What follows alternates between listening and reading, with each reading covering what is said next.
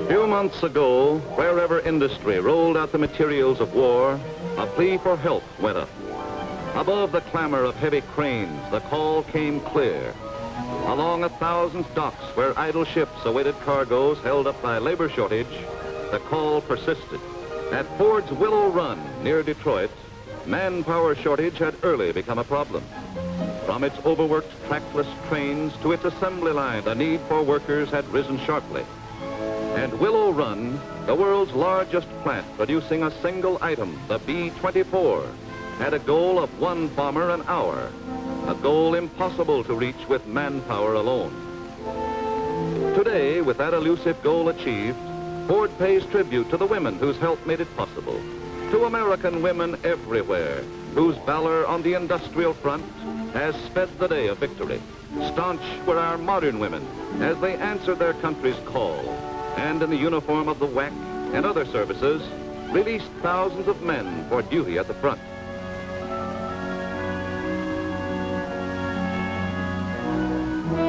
Other uniforms awaited other women, and from the deep blue of the Navy's waves to the pale blue of gas station attendants, they were worn proudly in the service of their country. Some still window shopped, not hearing the first call. Others played golf, idled golden hours away when every moment was precious. Even domestic duties lost their importance. The call came clear. Wake up, Miss America. Wake up, Mrs. America. Friendly planes may not always cast their moving shadow on you, but planes loaded with evil men and death.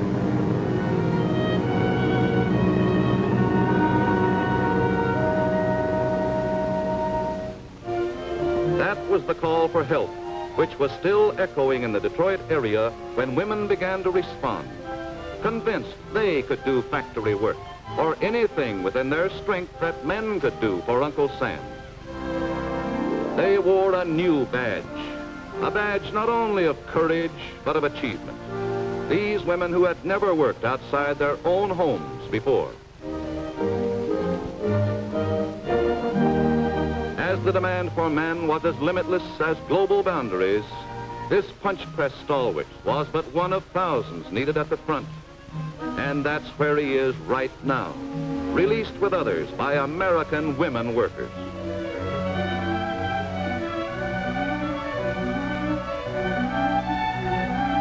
Gradually, the reluctance of husbands to their wives' defense plant jobs relaxed, as such labor became a patriotic privilege. The hardest job of all was learning, but with expert instruction, intricacies of that most complicated of mechanisms, the airplane engine, were readily understood by women. It happened that a woman's delicate touch enabled her even to excel men in certain precision operations. Not peeping Toms, but riveters, learning how and where to put the 700,000 rivets that go into a single Liberator bomber. Some were done by hand, as with a conductor's punch. Others were fastened by a bucker, as she is called. They were as fast as men, if not faster, for rivets are but the buttons of a bomber to hold it together against a speed of nearly 350 miles an hour. Hundreds of students came, knowing that although their schools were essential to culture, there would be no culture if our democracy were destroyed. The sound of their riveting was like the sound of gunfire. A finished bomber is the sum of more than 1 million different parts. Willow Run, unique among war plants, made every part. Here, the lady of the clothesline became an expert on hydraulic lines. It's a long jump from beauty operator to crane operator, but when a brother is over there, sister can make that jump and buy plenty of bonds from the man's wage she earns. A jigsaw was no puzzle to a woman who knew her sewing machine. Cutting the plexiglass for a bombardier's enclosure was as easy as cutting Susie's new apron. On a template with steam to make a flawless bubble of the plastic crystal, they shaped it in 6 minutes with a prayer for the boy who would sit in the nose of that plane.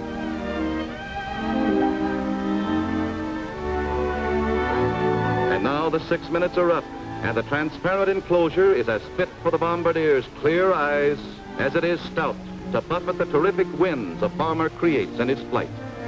More than 40% of fuselage workers at Willow Run were women, American women, building strong bodies for the planes that would carry their men into foreign skies, shield them on foreign shores.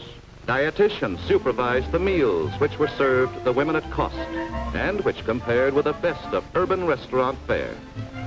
Lunchrooms and food wagons were conveniently placed all over the 87-acre plant.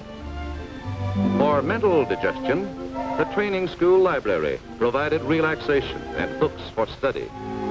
To man these planes might have caused compulsory national service, but then American women continued like these to fill up the ranks.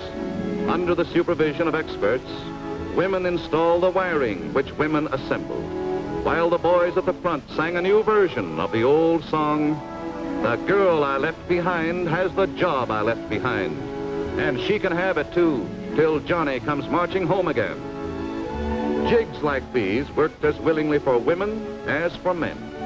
Indeed, with women operators, they cut the 200,000 man-hours formerly required to build a bomber. Every one of these giants of the sky was 25% the product of woman's industry, while these mighty 1,250 horsepower engines were equally the product of fair and competent hands. A new kind of sewing bee for the ladies, a new kind of club that has been felt in Berlin and Tokyo.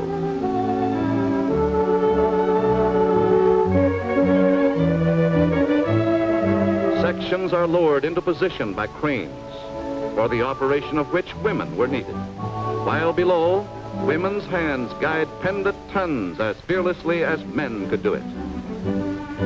The entire tail section is positioned and so nicely fitted that the finished plane will lift not only its own weight and its crew, but several tons of lethal eggs to drop with deadly accuracy on the foe. Liberators now ready for the final touch and flight to fields of combat. Here they are, ready for the tests and direct delivery to the Army.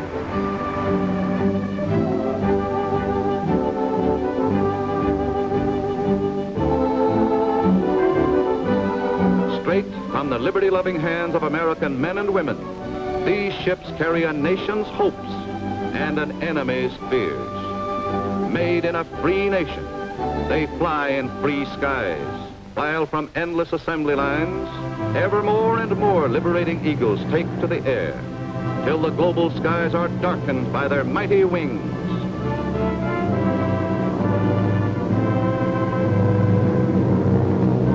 Your sisters, Miss and Mrs. America, helped fashion these falcons of freedom. Brother, husband, sweetheart, son may march up hostile shores under a canopy of liberators. Listen, the wings overhead. Hark, your sisters are singing. It is the song of women, American women on the warpath.